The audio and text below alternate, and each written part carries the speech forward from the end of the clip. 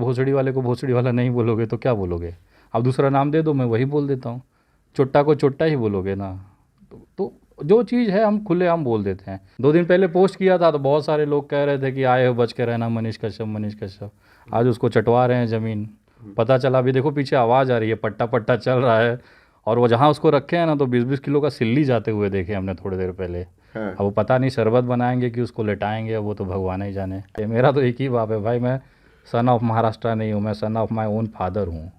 और जिसने बिहार ने पूरे मिल के बच्चा पैदा किया तो बिहार अब झेलेगा उसे। और क्या कि अगर वो 16 करोड़ का इंजेक्शन नहीं लगा तो बच्चा 6 महीने में उसके साथ तकलीफ़ हो जाएगी।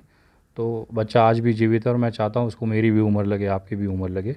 बट उस पूरे खेल के अंदर जो पैसे लोगों ने भावनात्मक तरीके से जुड़ के दिया, उसका क्या हुआ? मतलब ना इंजेक्शन लगा, ना बच्चे को कुछ हुआ और ना होने देंगे हम लोग। लेकिन लोगों ने जिस तरीके से वो पैसा दिया, तो क्या वो पैसा अयांश का परिवार खा गया? क्या मनीष कश्यप खा गया? ये बड़ा सवाल अभी भी क्वेश्चन मार्क बना हुआ है। कभी कभी ऐसा होता है कि जो आप सोचते हैं उससे ज़्यादा आपको मिल जाता है, और हम कभी सोचे नहीं थे और हमको विनय दुबे सर मिल गए। विनय दुबे सर को पूरा भारत जानता है और बिहार अब अभी के टाइम पे प्रेजेंट जो सिचुएशन है इसमें कुछ ज़्यादा ही जान रहा है। विनय दुबे सर, सबसे पहले तो बिहार में और एक्सपोज मीडिया में आपका स्वागत है। ये मेरा सौभाग्य है कि मैं सर के साथ बैठा हूँ, मैं इनका एक बड़ा फॉलोअर हूँ। और ये बिहार का सौभाग्य है कि बिहार की भूमि पे ऐसा वीर योद्धा है जो इतना बेबाकी से और खुले तौर पे बोलता है। भाई सलाम है आपके शक्ति को। सर बेबाकी से तो आप भी बहुत बोलते हैं, इसके हम लिए तो पूरा गांड देश फाड़ जानता देते है। हैं सर, बेबाकी बाकी कौन? अच्छा सर, डर नहीं लगता है क्या आपको? गांड फाड़ने में हाँ, किसी भी सिचुएशन में। काहे डर भैया? भगवान ने बनाया है गांड फाड़ने के लिए, तो फाड़ेंगे ही उसको। अच्छा। देखिए मरना सबको है, कोई कैंसर से मर जाएगा, कोई किसी से मर जाएगा। हम गोली खा के मरेंगे साला छाती पे, इससे ज़्यादा क्या होगा? मरना सभी को है। तो जब तक जियो शेर के जैसा जियो, साला किसी के टट्टे से ला के थोड़ी जीना है ज़िंदगी। अच्छा, अभी बिहार क्यों आए हैं सर आप? गांड फाड़ने आए थे, एक का फाड़ दिए। 2 दिन पहले पोस्ट किया था तो बहुत सारे लोग कह रहे थे कि आए हो बच के रहना मनीष कश्यप, मनीष कश्यप। आज उसको चटवा रहे हैं ज़मीन। पता चला, अभी देखो पीछे आवाज़ आ रही है, पट्टा पट्टा चल रहा है। और वो जहाँ उसको रखे हैं ना, तो 20-20 किलो का सिल्ली जाते हुए देखे हमने थोड़ी देर पहले। हाँ। अब वो पता नहीं शरबत बनाएंगे कि उसको लेटाएंगे, वो तो भगवान ही जाने। अच्छा सर, आपको सच में लगता है मनीष कश्यप इतना बुरा इंसान है जितना लोग उसको समझ रहे हैं अभी की तारीख में? बुरा तो उस लेवल का है कि वो उसको शौचालय में डुबा डुबा के मारे तो भी कम पड़ जाए। नीचता तो कूट कूट के भरी। जिसको इसका साथ दिया, उसकी इसने दगा करके आज उसको रुला रहा है। वो इंसान मतलब माफ़ी के लायक ही नहीं है यार, मेरे हिसाब से। एक बार मैं भी सोचता हूँ कि चलो एक क्राइम किया है, उस पर छोड़ देना चाहिए, लेकिन ये तो इतना बड़ा भोसड़ी वाला है, इसको छोड़ना मतलब फिर वो कल को नरेंद्र मोदी की जगह जाके बैठेगा। एक बार माफ़ किया गया था ऐसे ही चीज़ को, आज पूरा देश झेल रहा है उस चीज़ को। अगर आज इसको नहीं माफ़ छोड़ा गया तो कल को ये भी पूरा देश पछताएगा, वही होना है इसका। अच्छा सर, आज दूसरी बार आप किसी मुद्दा को लेकर बिहार आए हैं। वैसे तो आप बेगूसराय भी गए थे कल, और एक बार आप मिनहाज के मैटर में गए थे किशनगंज। विनय दुबे जी को मुंबई से चल के आना पड़ता है बिहार किसी भी मुद्दा को उठाने के लिए, किसी दबे आवाज़ को उठाने के लिए। ऐसा क्यों करना पड़ता है सर? क्या बिहार में लोगों की कमी है? बिहार में लोगों की कमी नहीं है, लेकिन बिहार में लोगों के अंदर जज्बे की कमी है। वही सोचता है कि कचरा साफ़ करना है लेकिन पड़ोसी करे। सब चाहते हैं कि मेरे घर में मतलब भारत के अंदर चंद्रशेखर आज़ाद होने चाहिए, भगत सिंह होने चाहिए, लेकिन पड़ोसी के घर में होने चाहिए, घर में मेरे घर में नहीं चाहिए। मेरा वो चीज़ नहीं है भैया। ये प्रॉब्लम मेरे देश की है तो मुझे ही वो सॉल्व करनी है, चाहे बिहार में हो चाहे राजस्थान हो। तो ये घर है मेरा, तो मैं सोचता हूँ कि मेरे घर में अगर कहीं कॉकरोच है तो चप्पल लेके मुझे ही मारना है।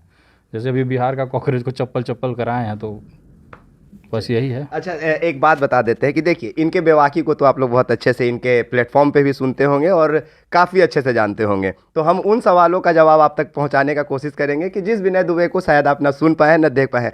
सर, कई लोगों के किसी भी लोगों को लगता है कि विनय दुबे सर कोरोना के टाइम पे आप वायरल हुए इस देश में, ठीक है, लोग आपको जाने। उसके बाद कंटिन्यू आप रेलना शुरू कर दिया। आप भी वही इंसान है जो रेलने में माहिर है। कई लोगों का हम तो विरोध करते हैं कि रेलना नहीं चाहिए, लेकिन आप पत्रकारिता से अलग है, सोशल पत्रकार थोड़ी है सर। आप पत्रकार। और वो भोसड़ी वाले काम ही ऐसा करते हैं कि उनको रेलना जरूरी है। हाँ, तो सर एक बात बताइए, आपका निजी जीवन कैसा रहा? घर परिवार कैसा रहा? क्या घर परिवार में कोई रोकता नहीं है? वो मुंबई से चला है बिहार फरियाने के लिए, घर वाला आते समय नहीं बोलता है क्या रहता इतना क्या जरूरी है, मुंबई में लोग नहीं है जिसको मदद करना चाहिए? तो इन सब चीज़ों को मैनेज कैसे करते हैं, या अपने बारे में, अपनी जीवनी के बारे में थोड़ा सा बताइए। घर वाले समझ चुके हैं कि साला ये हरामी है, इसको सुधारने से सुधरेंगे नहीं। लेकिन घर वाले सपोर्ट में है, मतलब उन्होंने देखा समझा समझा के थक गए, बोले कि भोसड़ी वाला सुनेगा नहीं, तो चलो जो कर रहा है करने दो उसको। लेकिन कहीं ना कहीं बिना परिवार के सपोर्ट के आप ये सब चीज़ें नहीं कर पाते हैं। सबसे बड़ा बैकअप मेरी पत्नी का है, जो पूरा घर संभालती है, जानते हुए कि ये गया है, आएगा कि नहीं पता नहीं, ज़िंदा आएगा कि पुलिस के कस्टडी में चला जाएगा, उसके बावजूद भी वो घर संभालती इस कॉन्फिडेंस में कि चलो तुम सोशल देख लो, हम अपना काम कर ही रहे हैं। तो बिना फैमिली के सपोर्ट के नहीं होता। और घर में हम ऐसे नहीं रहते हैं जैसे सोशल मीडिया पे रहते हैं। जो लोग जानते हैं, एक अपना सामान्य सा जीवन है, छोटी सी ख्वाहिशें हैं कि छोटा परिवार अपना है, उनको खुश रखे, 2 रोटी आराम से मिल जाए, लोग सम्मान दे, जो गरिया है उसकी गांड फाड़ दे, बस इतनी सी हमारी लालच है। अच्छा सर, एक बात बताइए कि हम भी कभी कभी पत्रकारिता करते करते या फिर कभी ऐसा होता है कि कुछ अपशब्द निकल जाता है, आप भी कंटिन्यू रहते हैं। मेरा जहाँ पे अगर 1% रहता है तो आपका 100 में 99% रहता है। तो आपको लगता है कि ये बहुत ज़रूरी है, या फिर आपने ये अपने अंदर क्यों अडॉप्ट कर लिया? क्योंकि आप बोल रहे हैं कि मेरा अपना पर्सनल घर पे छवि अलग है, घर में कोई गाली गलौज नहीं करता है। समाज में आखिर हम लोगों को बुरा बनने का ज़रूरत क्यों पड़ता है सर? ये सवाल है कि चाहे विनय दुबे हो गए, चाहे आज विकास राज हो गए, या एक सिवान वाले हमारे रविकांत भारती जी हैं, ये लोग ऐसे लोग हैं जो अपने आप को बुरा बनाए हुए हैं और समाज भी इन्हीं को बोलता है कि अरे ये गाली देता है। पर क्यों देते हैं? ये चीज़ें को थोड़ा एक्सप्लेन कीजिए, क्या कि विनय दुबे जी, रविकांत भारती या विकास राज क्यों बुरा बन जाता है? देखिए, हमारी गलती एक ही है कि हम लोग सच बोल देते हैं। लोगों को आज सच नहीं चाहिए। अब सच बोल के बुरा हो जाते हैं, इसके लिए गालियाँ पड़ती हैं। अब एक बात बताइए, भोसड़ी वाले को भोसड़ी वाला नहीं बोलोगे तो क्या बोलोगे? अब दूसरा नाम दे दो, मैं वही बोल देता हूँ। चुट्टा को चुट्टा ही बोलोगे ना। तो जो चीज़ है हम खुलेआम बोल देते हैं। और रही बात, हमको इस तरह का बागी या फिर इस तरह का थोड़ा सा विवादित हमें सिस्टम ने बनाया है। अगर समाज में, हॉस्पिटल में कमियां ना हो तो क्यों आप जाके उसकी कमियां दिखाओगे? आप कमियां हटा लो, ना दिखेगी, ना कोई विवाद होगा। सिस्टम में खामियां हैं, हम लोग आप जैसे लोग दिखाते हैं, लोगों के फ़ायदे के लिए दिखाते हैं कि कल को समझे किसी हॉस्पिटल में ऑक्सीजन नहीं जा रहा है, बच्चों की मौत हो रही है, आपके उसके आवाज़ उठाने पे कितने बच्चों की ज़िंदगी बच जाए। लेकिन कुछ लोग देखेंगे कि देखो दलाली करने चला गया, अरे ये आरजेडी का है, अरे भाजपा का है। तुम अपने चश्मे से देखो, हमें घंटा फर्क नहीं पड़ता। लेकिन मेरे उस चीज़ करने के बाद अगर 10 बच्चों की ज़िंदगी बच जाए, हमें खुशी होती है। तो कहीं ना कहीं ये जो हमारा काम है, आपका जो काम है, जो हकीकत रूबरू कराते हैं। मैं जानता हूँ कि आपको ना रत्ती भर फ़र्क नहीं पड़ता कि लोग क्या कहते हैं, क्या नहीं होता। आपको ये सेटिस्फाई रहता है कि मेरे करने के बाद कुछ तो बदलाव हुआ, भले वो 0.1% ही क्यों ना हो। इस तरह का तमिलनाडु और बिहार का विवाद चल रहा, आप तिरुपुर पहुँचे ना, जो एक लोगों के अंदर भ्रम था कि तिरुपुर में मारा जा रहा है, आपने वहाँ पे प्रूफ कर दिया कि भाई ये मैं वीडियो पे है, सारा चीज़ देख लो, कुछ नहीं है। तो ये चीज़ें लोगों को जो नहीं चाहते हैं कि चीज़ में कुछ बदलाव हो, कुछ ऐसे पार्टी के लोग हैं जिनको बदलाव चाहिए ही नहीं, उनको तो बस टट्टे सहलाने में बहुत मज़ा आता है, बाल उखाड़ने, साफ़ करने में, वैसलीन लगाने में, तो उसमें खुश है, वो अपने में ज़िंदगी है। हमें वो ज़िंदगी नहीं पसंद, इसके लिए हम लोग बुरे हैं। सर, बिहार के बारे में क्या कहना चाहिएगा? आखिरी सवाल, क्योंकि आप बिहार में हैं। बिहार के कई लोगों को भर भर के गरियाते हैं, और बिहार के नहीं, देश के कोई भी आदमी जो आपको समझ में आता है उसको आप गरिया देते हैं। बिहार को क्या कहिएगा? बिहारी को नहीं, बिहार को। देखिए, बिहार में ऐसी कोई कमी नहीं है जो महाराष्ट्र के अंदर है। जो महाराष्ट्र है वही बिहार है, बस कमी है लोगों के सोच के अंदर। महाराष्ट्र में फ़र्क ये होता है, या तमिलनाडु में फ़र्क होता है कि वो उद्योगपति बनना चाहते हैं, वो कोई नौकरी नहीं करना चाहते। हमारे यहाँ के लोगों की दिक्कत ये है कि मैंने ऐसे लोगों को देखा है जो अंगूठा छाप है, जिनको पढ़ाई के नाम पे कुछ भी नहीं है, पारिवारिक बैकग्राउंड नहीं है, लेकिन आज उद्योगपति हैं। बस एक इच्छा शक्ति हमारे अंदर नहीं है। हमने बोला ना कि भगत सिंह आज़ाद सबको चाहिए, बट पड़ोसी में आप खुद बनिए ना उसको। और जिस दिन बिहार ये सोचने पे आ जाएगा, मैं दावे के साथ बोलता हूँ, बिहार से सबसे ज़्यादा IPS IPS जाते हैं, बिहार से सबसे ज़्यादा टैलेंटेड लोग हैं, पढ़े लिखे के मामले में कोई हाथ नहीं पकड़ सकता। सारे संसाधन, प्राकृतिक संसाधन बिहार के पास हैं, अच्छा टैलेंट है। सोचिए यहाँ के लड़के नासा और बहुत अलग अलग जगहों पे, गूगल पे जाके अपना टैलेंट दिखाते हैं। तो ऐसा तो है नहीं कि टैलेंट की कमी है, बस कमी एक ही चीज़ की है बिहार के अंदर, वो है सिर्फ इच्छा शक्ति की। बदलाव चाहते हैं लेकिन अपने अंदर नहीं चाहते हैं, चाहते हैं कि देश बदले, बिहार बदले। तो ये जिस दिन हम सोच बदल लेंगे ना, उस दिन हमें सब बिहार, मैं बोल रहा हूँ गारंटी के साथ, बिहार हो जाए, तमिलनाडु हो जाए, गुजरात हो जाए, यहाँ तक कि बाहर से लोग आके बिहार में नौकरी करेंगे, काम करेंगे, लोग चाहेंगे बिहार के साथ जुड़ना, बट वो बिहार को अपने लिए सोचना पड़ेगा इसको लेके। सर, मनीष कश्यप के बारे में आपने कई वीडियोस लास्ट कुछ दिनों में अपलोड किया, कई शब्दों का ऐसा भी इस्तेमाल किया जो अभी कर भी रहे हैं, और वो होना चाहिए कि नहीं होना चाहिए जनता तय करेगी, क्योंकि लोगों ने अगर आपको सुनना पसंद किया, अगर आपको देखना पसंद किया है, और आपके दिए हुए एफआईआर के लिस्टों को अगर सोशल मीडिया पे वायरल किया जाता है, तो मतलब लोग आपको सुनते हैं। उस मनीष कश्यप के बारे में क्या कहना चाहिएगा, और क्या मुंबई में हम तुलना कर रहे हैं कि क्या मुंबई में अगर इस तरह का रेलने वाला पत्रकार मुंबई में अगर आ जाए, तो क्या मुंबई उसको ये करेगा, अडॉप्ट कर लेगा या एक्सेप्ट कर लेगा? देखिए, मनीष कश्यप पे इस समय बात करना कोई उचित नहीं है, क्योंकि बेचारा वो अपने कर्मों का फल भोग रहा है। जो उसने अपने दोस्तों के साथ किया, जो उसने अपने पार्टनरों के साथ किया, जो उसने अपने बिहार के लोगों के साथ किया, सोचिए लाखों मज़दूरों का रोज़गार छीन लिया उसने। आज जो लोग 2-3 महीने का पगार छोड़ के आए हैं दौड़ के, सिर्फ डर के मारे, वीडियोस देख के, अफवाह देख के, अब जब वो वापस जाएंगे तो उनको पगार मिलना नहीं है। कंपनी भी बोलेगी कि तुम्हारी वजह से मेरे प्रोजेक्ट में इतना नुकसान हुआ, उसकी भरपाई कौन करेगा, तुम अचानक भाग गए। तो ये नुकसान जो है ना, बहुत घरों को इम्पैक्ट किया है। ये सिर्फ एक वीडियो या एक यूट्यूब या एक फर्जी वीडियो का मसला नहीं था, इसमें लाखों लोगों की ज़िंदगियों को तबाह करने का एक षड्यंत्र था, जिसको कहीं ना कहीं आग में घी इसने डाला है। तो वो अपने कर्मों का फल भोगेगा, ये तो कोई डाउट नहीं है। और रही बात इस तरह की जो चीज़ें समाज में चल रही है, इसको रोकने के लिए जिस तरह से आपने प्रयास किया, उसको भी मैं क्या, पूरा देश सैल्यूट करता है सर कि आप वहाँ पर गए, ग्राउंड रियलिटी दिखाई, और शायद आप ही एकमात्र ऐसे कारण थे कि इस पूरे केस में टर्निंग पॉइंट आया। नहीं तो लोग मान ही रहे थे कि भाई साहब ये अफवाह ही है, मतलब हकीकत हो ही रहा है। बट उस अफवाह की वेरिफिकेशन करना और उस ग्राउंड पे जाके करना, ये बहुत अलग चीज़ है। और रही बात मुंबई में, ऐसे चूतियों की जगह नहीं है सर। वहाँ बब्बर शेरों का काम होता है, ऐसे आटू झाटू लोग अगर वहाँ पे पत्रकारिता, ये रोज़ सड़क पे मार खाए। वहाँ की पब्लिक ना बहुत स्ट्रेट फॉरवर्ड है, भैया बकचोदी मत करो, मुद्दे की बात करो, टाइम कम है। आपको वहाँ पे हर चीज़ मिल जाएगा, सिर्फ टाइम की कमी। इनके पास भरपूर टाइम है।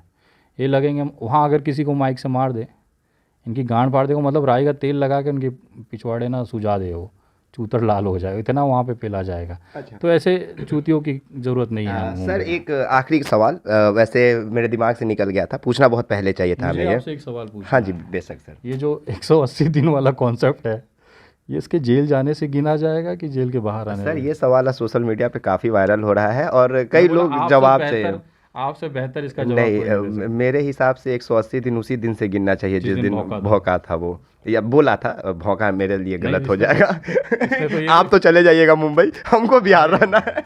किसी के माई ने दूध नहीं पिलाया सर कि कोई आपकी आंख उठा ले। आप भाई हैं मेरे, और कोई भोसड़ी वाला अगर ऐसा गलतफहमी अपने दिल में पालता होगा ना, तो भैया समय आने पे ना तो याद करोगे कि उस दिन सोच कोसोगे अपने बाप को कि भोसड़ी काहे पैदा कर दिया हमको।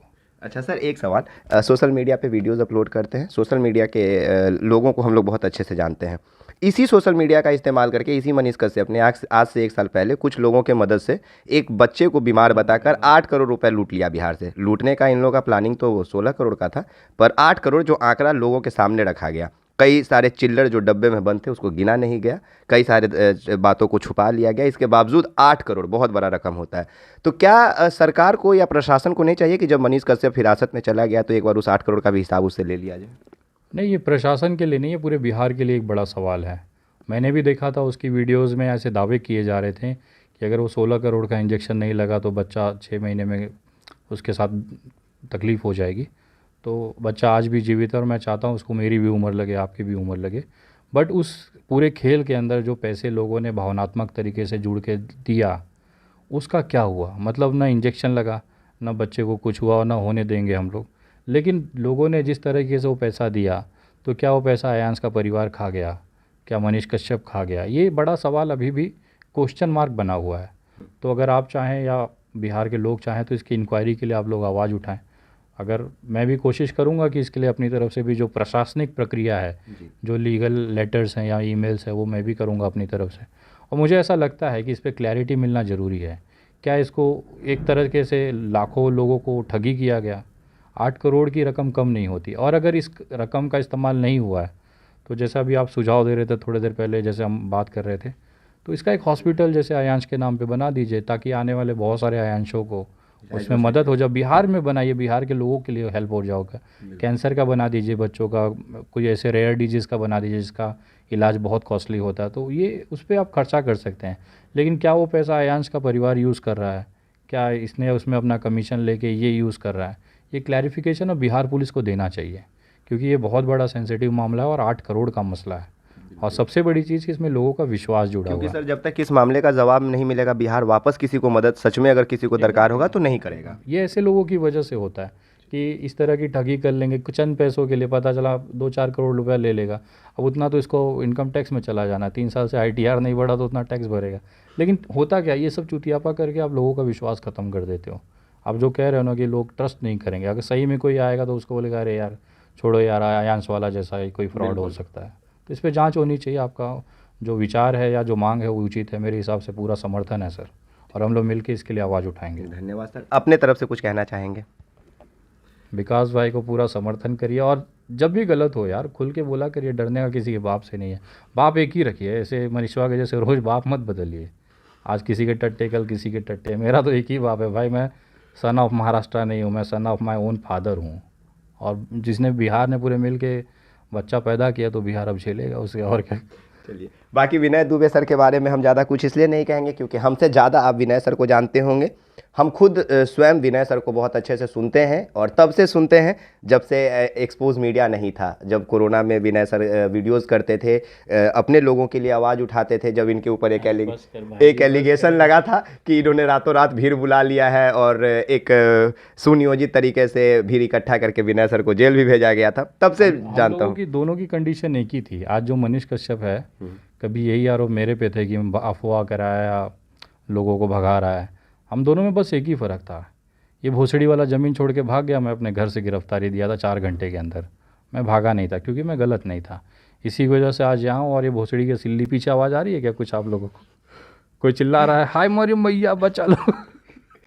चलिए, बाकी आपको एक्सपोज मीडिया पे विनय सर का बातचीत कैसा लगा हमें कमेंट बॉक्स में ज़रूर बताएं। और एक और बात कि आप हमें अगर कुछ और चाहते हैं कि विनय सर से हमें कुछ पूछना चाहिए था, तो कल तो विनय सर से बात करना संभव नहीं हो पाएगा क्योंकि मुंबई निकल जाएंगे अर्ली मॉर्निंग। तो आप हमें बता दीजिएगा, वो मैसेज विनय सर तक पहुँच जाएगा, और विनय सर अपने भाषा में, जिस तरह ये वीडियोज़ करते हैं उस भाषा में आपके उन सवालों का जवाब मिल जाएगा, जिससे आप प्रसन्न रहेंगे। एक बड़ा सवाल ये हमेशा पूछते हैं, क्या विनय दुबे मुसलमान है? हाँ। तो उन लोगों से कहना चाहूँगा, आओ मैं अपना हाथ में दे देता हूँ दस्तावेज, गलत मत समझिएगा।